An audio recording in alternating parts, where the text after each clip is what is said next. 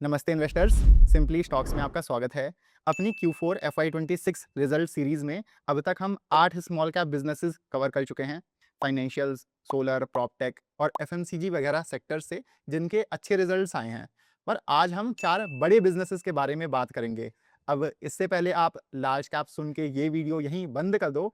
आप बस 1 मिनट मुझे और दे दो, क्योंकि जो हम 4 बिजनेसेस आज स्टडी करेंगे वो भले साइज में बड़े हैं, पर वो अभी भी काफ़ी तेज़ ग्रो कर रहे हैं, या उनमें पोटेंशियल किसी स्मॉल कैप से कम नहीं है। और आप ऐसे भी सोचो कि इन द एंड हमें इससे मतलब होना चाहिए कि किसी बिजनेस की रिटर्न प्रोफाइल क्या है।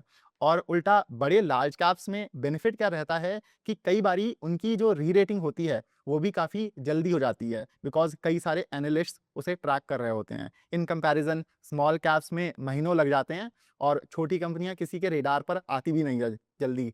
तो चलिए अब बिना कोई देरी किए फटाफट से शुरू करते हैं। सबसे पहला बिजनेस जो हम स्टडी करेंगे वो है ICICI prudential asset management company. बहुत ही आसान भाषा और शॉर्ट में हम आपको इनका बिजनेस समझाएं तो ICICI प्रूडेंशियल AMC या ICICI AMC म्यूचुअल फंड्स चलाती है। म्यूचुअल फंड्स के अलावा ये PMS, AIFs और ये जो नई कैटेगरी आई है SIFs वगैरह ये भी सर्विसेज देते हैं। पर जो मेन रेवेन्यू ड्राइवर है वो म्यूचुअल फंड्स और ETFs वगैरह ही हैं। अब ICICI AMC में ऐसा क्या स्पेशल है जिस वजह से हम इसे आपके लिए आज स्टडी कर रहे हैं, तो वो समझने से पहले एक बारी ना हम इंडस्ट्री फिगर्स को देखते हैं। फिर आपकी ना इस बिजनेस में और रुचि आएगी। तो आप इस स्क्रीनशॉट में देखोगे कि मार्च क्वार्टर के अंत में म्यूचुअल फंड इंडस्ट्री का क्वार्टरली एवरेज AUM पिछले साल से 21% ग्रो किया है, जिसमें इक्विटी स्कीम्स में भी 21% की ग्रोथ रही है। क्लोजिंग AUM वैसे तो 12% ग्रो किया है, पर क्वार्टरली एवरेज बेहतर मेट्रिक होता है ट्रैक करने के लिए। तो सबसे पहली इंटरेस्टिंग चीज़ तो यही है कि ये नया इंडिया है जो डिप बाय कर रहा है। पास्ट करेक्शंस में हमें देखने को मिलता था कि लोग मार्केट से दूर भागते थे, SIPs हॉल्ट कर देते थे। पर इंडियन इन्वेस्टर्स ने हाल ही में कोविड जैसी इतनी सारी शार्प वी शेप्ड रैलीज देखी हैं कि मार्केट क्रैश में लोग अब उल्टा डिप बाय करने दौड़ पड़ते हैं। इसका अपने लिए क्या इंटरप्रिटेशन है कि एक जो साइक्लिकलिटी वाला एलिमेंट रहता था AMC और वेल्थ मैनेजमेंट बिजनेसेस को लेकर, वो काफ़ी हद तक अब कम हो गया है।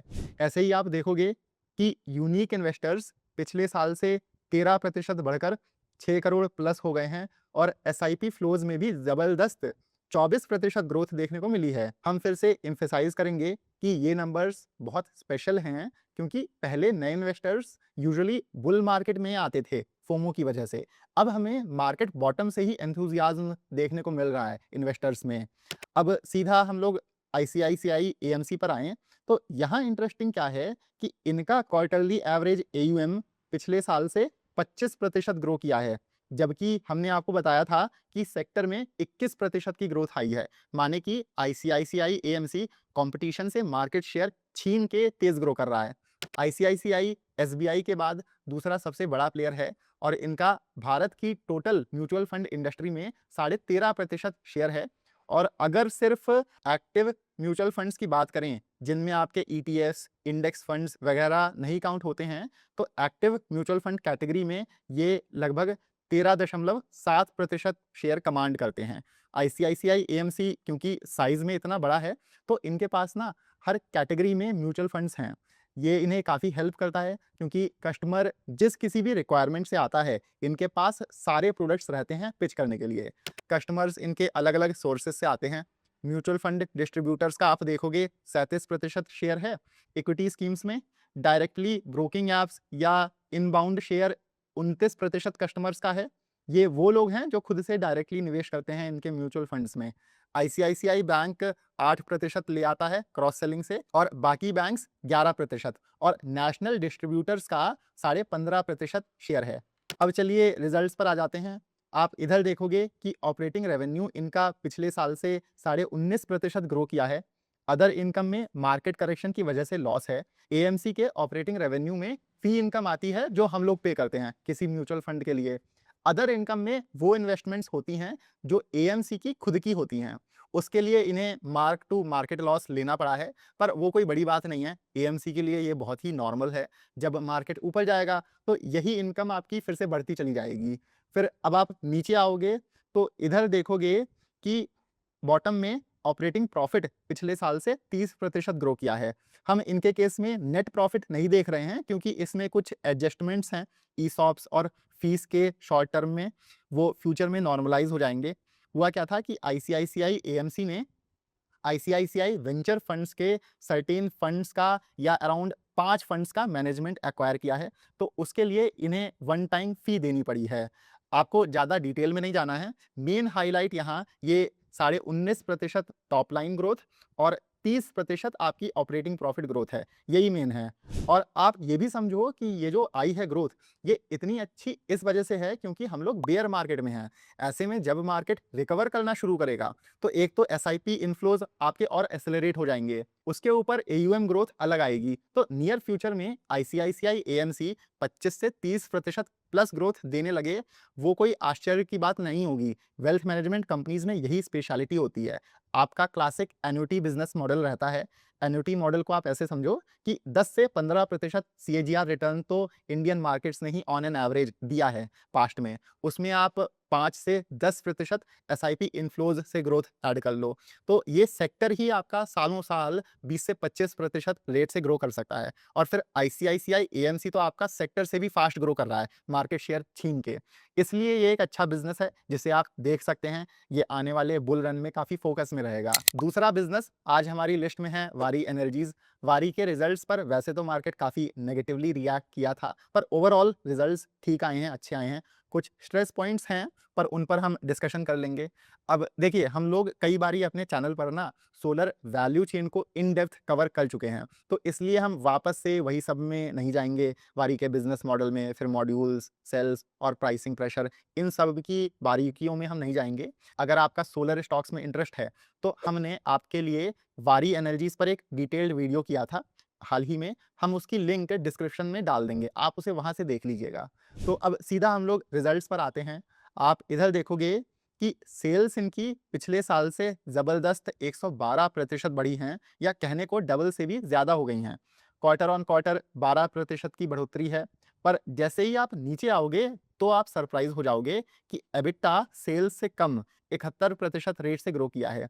आइडियली तो सेल्स से ज्यादा रेट से ग्रो करना चाहिए था, और कारण है इसका कि इनकी EBITDA margin year on year और क्वार्टर ऑन क्वार्टर दोनों पॉइंट ऑफ व्यू से कम हो गई है। एबिटा मार्जिन 23% हुआ करती थी, जिसमें हमें 445 बीपीएस की गिरावट देखने को मिली है, और अब वो आपकी लगभग 18.5% पर आ गई है। नेट प्रॉफिट 75% ग्रो किया है।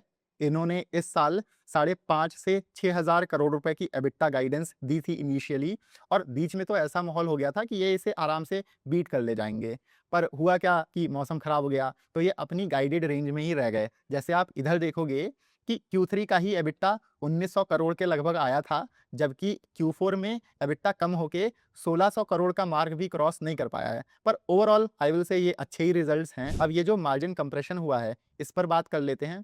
इसके पीछे कई कारण हैं, और उसमें एक तो ये है कि सिल्वर का दाम जो इतना रैली कर गया है, उस वजह से हमें सिर्फ वारी ही नहीं, सभी सोलर प्लेयर्स में मार्जिन प्रेशर देखने को मिला है। पर उसको कंपनियां आर&डी करके मैनेज कर रही हैं, सिल्वर का कंजम्पशन कम करने का प्रयास है। पर जो मेन इम्पैक्ट है मार्जिन्स में, वो वॉर की वजह से है। वारी की लगभग 30% सेल्स एक्सपोर्ट से आती हैं, और फिर ये सोर्सिंग भी इंटरनेशनली करते हैं। माने कि इथोपिया से सेल्स इंपोर्ट करके उनके मॉड्यूल्स बना के यूएस सप्लाई कर रहे हैं। तो वॉर से एक तो एक्सपोर्ट रेवेन्यू पर हिट मिला है, जहां मार्जिन्स ज्यादा होते हैं, और फिर लॉजिस्टिक्स कॉस्ट आपकी अलग बढ़ गई है। तो दोनों तरफ से वारी को धक्का मिला है। इसलिए आप देखोगे कि एक्सपोर्ट रेवेन्यू का शेयर जो आपका 30% हुआ करता था, वो अब 20 से 21% पर आ गया है। ऑर्डर बुकिंग स्टेबल है। यहाँ आप देखोगे कि इन्होंने मॉड्यूल और सेल प्रोडक्शन का डेटा भी दिया हुआ है। मॉड्यूल्स का प्रोडक्शन पिछले साल से डबल हो गया है, और इस क्वार्टर इन्होंने 4.2 गीगावाट मॉड्यूल्स मैन्युफैक्चर किए हैं।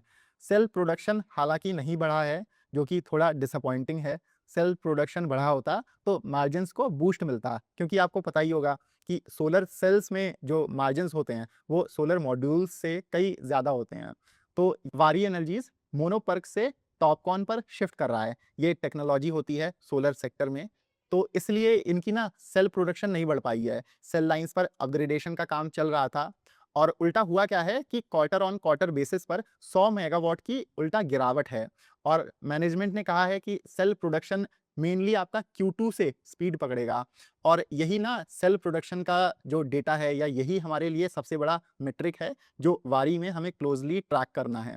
और वैसे तो सोलर आपका बहुत कॉम्पिटिटिव सेक्टर है, पर वारी के पास अन्य प्लेयर्स के मुकाबले हमेशा से स्केल का या साइज का एडवांटेज मिला है उसको और ये ना आपका आगे भी इनको मिलता रहेगा या ये फ़ायदा इनको मिलना चाहिए। इन्होंने 30,000 करोड़ रुपए से ज़्यादा का बड़ा इन्वेस्टमेंट प्लान किया है अलग-अलग बिज़नेसेस के लिए। इसमें ये बीईएसएस के लिए ही लगभग 10,000 करोड़ रुपए का केपेक्स कर रहे हैं, जिसमें ये बीईएसएस कंटेनर, बैटरी पैक और सेल्स पर काम कर रहे हैं। इसके अलावा इनका स्मार्ट मीटर्स, ट्रांसफॉर्मर्स और ग्रीन हाइड्रोजन में भी लगभग 1000 करोड़ रुपए का केपेक्स प्लान्ड है। इनके पास करेंटली 5.4 गीगावाट की सेल कैपेसिटी है और 10 गीगावाट की इसमें और ऐड हो जाएगी। एक नया डेवलपमेंट क्या हुआ है कि वारी ने सोलर ग्लास मैन्युफैक्चरिंग में भी एंटर करने का डिसाइड किया है। किसी मॉड्यूल में आपकी 23% कॉस्ट और 75% वेट कांच का ही होता है। भारत ने 5 साल के लिए वियतनाम और चाइना पर एंटी डंपिंग ड्यूटी लगाई है। ये इन्हें वहाँ के सस्ते इंपोर्ट से बचाएगा और लॉन्ग टर्म में ये इन्हें मार्जिन्स प्रोटेक्ट करने में मदद करेगा। बिकॉज़ ये तो क्लियर है कि सोलर मैन्युफैक्चरिंग में मार्जिन्स गिरने हैं, ये तो क्लियर है एकदम। तो वारी ने इसके लिए 3,900 करोड़ रुपए का केपेक्स अनाउंस किया है। तो ये कई सारे डेवलपमेंट्स हो रहे हैं इस बिज़नेस में और ऐसे ही आपको सोलर बिज़नेस को या किसी भी सोलर बिज़नेस को इवैल्यूएट करना है। जो कंपनियां शॉर्ट टर्म में पैसा कमा के अलग-अलग सेगमेंट्स में एंटर कर जाएं या बैकवर्ड इंटीग्रेट कर लें, वही प्लेयर्स अच्छे हैं। हालांकि हल्का-सा हमको ये भी कंसर्न है कि वारी इतने सारे प्रोजेक्ट्स एक साथ मैनेज कर पाएगा कि नहीं। अब फ्यूचर आउटलुक पर आएँ तो जियोपॉलिटिकल टेंशन्स और इतने हेवी एक्सपेंशन के लिए खर्चा तो बढ़ेगा। तो सबको देखते हुए इनके मैनेजमेंट ने इस साल 7,000 से 7,700 करोड़ रुपए एबिटा का टारगेट दिया है, जो कि आपकी पिछले साल से 20 से 30% की ग्रोथ बनती है। और ये भी दलाल स्ट्रीट को डिसअपॉइंट किया था कि ये जो स्लो डाउन आ रहा है बिज़नेस में, पर आप बिज़नेस के लॉन्ग टर्म स्कोप और डायरेक्शन को देखो और अगर जियोपॉलिटिकल टेंशन्स यहाँ से कम हो जाती हैं, तो वो अलग ट्रिगर रहेगा। बाकी जब अगले साल से ये जो इतने सारे केपेक्स कर रही है कंपनी, ये लाइव जाने लगेंगे, तो हमें वापस से एबिटा और बॉटम लाइन ग्रोथ देखने को मिलेगी स्ट्रॉन्ग। तो मार्केट तो बस वारी को एज़ अ सोलर मैन्युफैक्चरर के रूप में देखता है, इसलिए ओवर कैपेसिटी का रिस्क प्राइस करके इसे अभी बस 23-24 का पी दे रहा है। हमारा मानना है कि समय के साथ जैसे-जैसे और सेगमेंट्स का कंट्रीब्यूशन बढ़ता जाएगा सेल्स में, तो ग्रोथ के साथ-साथ यहाँ पी री-रेटिंग का भी काफ़ी स्कोप रहेगा। तो आप देख रहे हो ना कि भले वारी एनर्जीज या आईसीआईसीआई एएमसी हैं तो अच्छे खासे बड़े साइज में, पर सर्टेन ट्रिगर्स हैं जो अगले 2 से 3 सालों में प्ले आउट हो गए तो काफ़ी वैल्यू क्रिएट कर सकते हैं। इसलिए आपको वो बायस ड्रॉप करना पड़ेगा कि सिर्फ स्मॉल या माइक्रो कैप्स ही अच्छे होते हैं। पर एक आम रिटेल इन्वेस्टर के लिए देखिए पॉसिबल भी नहीं है कि इतना सारा समय देकर इतने सारे स्टॉक्स में अच्छे से बिजनेसेस को छांट ले और फिर उनको इतना इन डेप्थ स्टडी कर पाए। तो इसलिए हमने सीरियस इन्वेस्टर्स के लिए एक पर्सनल व्हाट्सएप कम्युनिटी बनाई है, जहां हम 100 से ज़्यादा अच्छे-अच्छे बिजनेसेस को आपके लिए क्लोजली ट्रैक करते हैं। उनके business model, valuation, risk factors, कैसे रिजल्ट्स आए हैं, सब पर डिटेल में डिस्कशन होता है। इसके अलावा हम समय-समय पर अलग-अलग सेक्टर्स पर वेबिनार्स और वर्कशॉप्स भी करते रहते हैं, जो कम्युनिटी मेंबर्स के लिए एकदम फ्री होती हैं। जैसे रिसेंट में ही हमने डिस्काउंटेड स्टॉक्स पर एक वेबिनार किया था, जब मार्केट करेक्ट हुआ था और वो कम्युनिटी मेंबर्स के लिए एकदम फ्री था। और इस कम्युनिटी में हम अपना पोर्टफोलियो भी शेयर करते हैं और वन ऑन वन आपके सारे डाउट्स भी क्लियर करते हैं। पर याद रहे ये एक पेड कम्युनिटी है और इसमें 2 प्लान्स हैं, 6,000 रुपए का 6 महीने के लिए और 10,000 रुपए का साल भर के लिए। 6 महीने वाले प्लान में आपका महीने का रेट 1,000 रुपए पड़ेगा और साल भर वाले में बस 850 रुपए पड़ेगा। तो अगर आप इंटरेस्टेड हैं, आप इस नंबर पर व्हाट्सएप कर दीजिए, वरना आप नीचे दिए हुए लिंक से भी हमें कॉन्टैक्ट करके ये कम्युनिटी ज्वाइन कर सकते हैं। वापस से अपने डिस्कशन पर आते हैं, तो तीसरा बिज़नेस जिसके लार्ज कैप स्पेस में काफ़ी अच्छे रिजल्ट्स आए हैं और जिसमें हमें काफ़ी पोटेंशियल दिखता है, वो है आपका टाटा कैपिटल। यहाँ कई इंटरेस्टिंग चीज़ें प्ले आउट हो रही हैं जो इस बिज़नेस को ट्रेंड में रखेंगी। तो अब चलिए बिजनेस ओवरव्यू से शुरू करते हैं। तो टाटा कैपिटल आपका बजाज फाइनेंस और चोलामंडलम इन्वेस्टमेंट एंड फाइनेंस के जैसे एक एनबीएफसी है और इनके पास अभी 2,77,000 करोड़ रुपए की लोन बुक है। हम आपको एक अंदाजा दें तो बजाज फाइनेंस की लोन साइज इसका 2 गुना है। उनके पास अभी 5 लाख करोड़ रुपए से ऊपर की लोन बुक है। तो टाटा कैपिटल तेज ग्रो कर रहा है और हम इनकी कॉन कॉल सुन रहे थे, तो इनका मैनेजमेंट बहुत बहुत ज़्यादा कॉन्फिडेंस के साथ बोल रहा है कि वो आराम से 23 से 25% रेट से नियर टर्म में ग्रो करते रहेंगे। और ऐसा नहीं है कि ये फिगर वो बस हवा में से निकाल कर फेंक रहे हैं। इनके पास ना प्रॉपर से कई लेवर्स हैं, जिनको ये एग्जीक्यूट करके ग्रोथ ला सकते हैं। और फिर इसमें आप ऑपरेटिंग लेवरेज को और ऐड करोगे, तो टाटा कैपिटल आराम से आपका 30% प्लस रेट में अपना बॉटम लाइन ग्रो कर सकता है। तो इधर आप देखोगे कि इनका एक्सक्लूडिंग मोटर फाइनेंस एयूएम पिछले साल से 28% ग्रो किया है। यहीं आप देखोगे कि बाकी सारे मेट्रिक्स जैसे कि कॉस्ट टू इनकम रेशियो से लेकर नेट प्रॉफिट, आरओए और क्रेडिट कॉस्ट सभी में इम्प्रूवमेंट है। नेट प्रॉफिट तो Q4 में पिछले साल से 51% ग्रो किया है। तो अब हम यहाँ पर आपको थोड़ा-सा बैकग्राउंड दे देते हैं, ये आपको मदद करेगा। तो टाटा कैपिटल सेपरेट एनबीएफसी था, जिसके अंडर फिर इनके अलग-अलग बिज़नेस सेगमेंट्स हैं। हाउसिंग फाइनेंस से लेकर बिज़नेस लोन्स वगैरह सब कुछ है। तो ये जो आप मोटर फाइनेंस देख रहे हो, ये ना टाटा मोटर्स का डिवीज़न हुआ करता था, जिसे ये लोग वहाँ से निकाल कर इधर मर्ज किए हैं। तो आज हम लोग पूरे डिस्कशन में एक्सक्लूडिंग मोटर फाइनेंस के नंबर्स पर ज़ोर देंगे, क्योंकि वो आपको टाटा कैपिटल के पोटेंशियल का ट्रू पिक्चर देगा। तो मोटर फाइनेंस की लेगेसी बुक जो थी, उसमें बहुत इश्यूज़ थे। जैसे इधर आप देखोगे कि एनपीएज़ हाई थे। इसके अलावा वो क्योंकि टाटा मोटर्स की सब्सिडियरी थी, तो मेन लोन्स सिर्फ टाटा मोटर्स के कस्टमर्स को देते थे। पर ये अब इस सेगमेंट को अपने अंडर लाकर काफ़ी फिक्स किए हैं और यहाँ से ये ग्रोथ में कंट्रीब्यूट करेगा। आप इस स्क्रीनशॉट में देखोगे कि अब ये मल्टी ओईएम मॉडल पर शिफ्ट कर गए हैं और टोटल लोन्स में से 26% बिजनेस अब ये अन्य ऑटो कंपनीज के कस्टमर्स को लोन देकर ला रहे हैं। इसके अलावा ये यूज्ड या सेकंड हैंड व्हीकल सेल्स भी फाइनेंस करने लगे हैं। वहाँ लेंडर्स ज़्यादा इंटरेस्ट रेट चार्ज करके बेहतर मार्जिन्स कमा पाते हैं। और जो हम आपको बोल रहे थे ना कि इन्होंने बुक फिक्स की है, तो वो आप यहाँ देखोगे कि इनके पिछले 1 साल में इन्होंने लोन बुक को स्केल डाउन किया है। मोटर फाइनेंस एयूएम आपका 33,500 करोड़ रुपए हुआ करता था, जो अब लगभग 25,500 करोड़ रुपए रह गया है। यहाँ से ये डाइवर्सिफिकेशन, यील्ड और एसेट क्वालिटी को ध्यान में रखते हुए इसे फिर से ग्रो करना स्टार्ट कर देंगे। तो अभी टोटल लोन बुक का कॉम्पोजिशन कुछ ऐसा हो गया है। होम लोन्स और प्रॉपर्टी के अगेंस्ट जो लोन्स होते हैं, उनका शेयर, या हम लोग ऐसे बोल दें कि मॉर्गेज लोन्स का शेयर 30% है। पर्सनल और बिजनेस लोन्स और मोटर फाइनेंस का 9-9% ईच। और इधर आप देखोगे कि एसएमई माने कि स्मॉल बिजनेसेस का 27.5% लगभग और कॉरपोरेट्स का 14.3% कंट्रीब्यूशन है। यहाँ आप दाहिने तरफ देखोगे तो इधर लिखा है कि रिटेल अनसिक्योर्ड का कंट्रीब्यूशन 10% है और ये आपके ना बिना कोलेटरल वाले लोन्स होते हैं और यहाँ लेंडर्स ज़्यादा कमाते हैं, ज़्यादा इंटरेस्ट रेट चार्ज कर लेते हैं, क्योंकि यहाँ पर रिस्क भी थोड़ा ज़्यादा होता है। तो ये टाटा कैपिटल में आपका दूसरा ट्रिगर है। इनके मैनेजमेंट का टारगेट है कि ये इस अनसिक्योर्ड बुक को यहाँ 10% से 15% या 15% ले जाएंगे और ये आपका ग्रोथ और मार्जिन एक्सपेंशन दोनों ड्राइव करेगा। तो यूजुअली हम रिजल्ट्स पहले बताते हैं और फिर मैनेजमेंट कमेंट्री और ग्रोथ प्लान्स को बाद में डिस्कस करते हैं आपके साथ। पर इस केस में बिजनेस में क्या हो रहा है, किस दिशा में जा रहा है, वो डेप्थ में समझना ज़्यादा ज़रूरी है। सिर्फ रिजल्ट्स के नज़रिए से अगर हम आपको टाटा कैपिटल बताते तो आपको ना थोड़ा सा एवरेज बिजनेस लगता, क्योंकि लेगेसी जो मोटर फाइनेंस बुक है उनका जो एक्विजिशन हुआ है, तो वो इस बिजनेस की ट्रू पोटेंशियल को हाइड कर रहा है। खैर, अब तो आप एक्सपर्ट जैसे समझ गए होंगे, तो अब हम लोग आगे बढ़ते हैं। रिजल्ट्स में आप देखोगे कि एयूएम पिछले साल से 28% ग्रो किया है। गाइडेंस हुआ करती थी 22 से 25% ग्रोथ की। एसेट क्वालिटी इंप्रूव हुई है, तो आपकी क्रेडिट कॉस्ट भी कम हो गई है। यहाँ पे भी मैनेजमेंट ने गाइडेंस को बीट किया है। आरओए Q4 में 2.5% पहुंच गया है और आरओई भी आपका 14.5% पर आ गया है लगभग।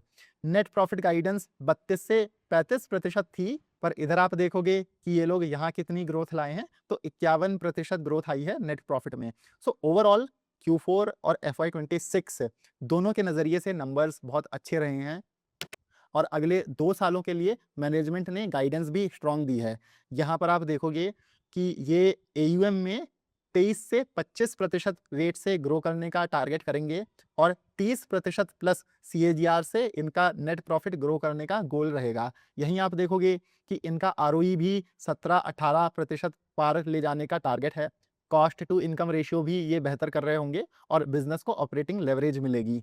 और हो क्या रहा है कि ये जो आपके बैंक्स और एनबीएफसीज हैं, इनको अभी एआई काफ़ी मदद किया है। जैसे अगर आप बजाज फाइनेंस को स्टडी करोगे, उन्होंने काफ़ी अच्छे से अपनी अंडरराइटिंग से लेकर कॉलिंग सब टास्क्स और वर्कफ्लोज़ में एआई इंटीग्रेट किया है। इसलिए उन्हें कॉस्ट सेविंग्स हुई हैं और यही आपका अभी टाटा कैपिटल भी कर रहा है। इसलिए टाटा कैपिटल में अभी बहुत अच्छी डील है, आपको इसे लाइटली नहीं लेना चाहिए। और अगर आप इसे चोला और बजाज फाइनेंस से कंपेयर करोगे, तो ये उनसे तेज़ ग्रो कर रहा है और वैल्यूएशन भी उनसे कम है। जैसे बजाज फाइनेंस आपका 5.3 और चोलामंडलम इन्वेस्टमेंट और फाइनेंस अभी 4.7 के पीबी रेशियो पर ट्रेड करता है। टाटा कैपिटल का आप देखोगे 3 का प्राइस टू बुक चल रहा है। इसलिए यहाँ री-रेटिंग का भी अच्छा स्कोप है। माने कि 30% तो आपका पैट ग्रोथ ही हो गई और फिर उसके ऊपर जो भी आपकी 10 से 20% री-रेटिंग बनती है। तो ये आराम से आपका 40% प्लस टाइप बिज़नेस बन जाता है। अब इसमें ओवरहैंग एक क्या है कि इनका आईपीओ हाल ही में आया था, तो प्रोमोटर होल्डिंग आप देखोगे इधर, वो आपकी हाई है और सेबी के रूल्स के अकॉर्डिंग नियर फ्यूचर में इन्हें 75% से नीचे ये होल्डिंग लानी पड़ेगी, पर वो कोई बहुत बड़ी बात नहीं है।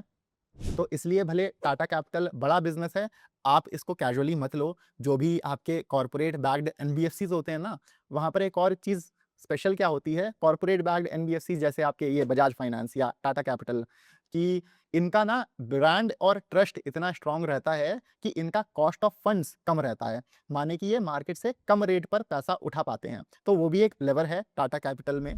तो मोटर फाइनेंस और रिटेल बुक एक्सपेंशन और फिर री-रेटिंग और ये कॉस्ट ऑफ फंड्स, ये 3-4 लेवर्स या ट्रिगर्स हैं जो इसे काफ़ी इंटरेस्टिंग बिज़नेस बनाते हैं।